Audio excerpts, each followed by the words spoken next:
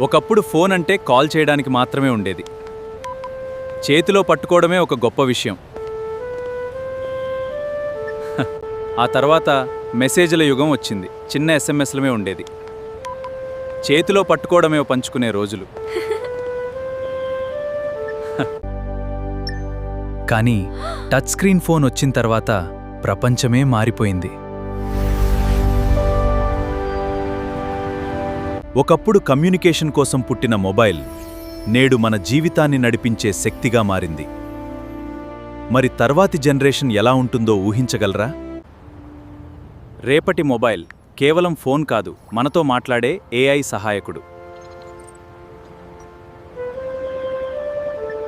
నమస్కారం అండి. ఒక చిన్న మొబైల్ లక్షల మందిని కంటెంట్ క్రియేటర్లుగా మార్చింది. మీ అందరి ప్రేమకు ధన్యవాదాలు. ఇప్పుడు ఒక మొబైల్లోనే కెమెరా మాత్రమే ఉండేది. టీవీ, పుస్తకాలు పట్టుకోవడమే ఒకమంతా మన చేతిలోకొచ్చాయి.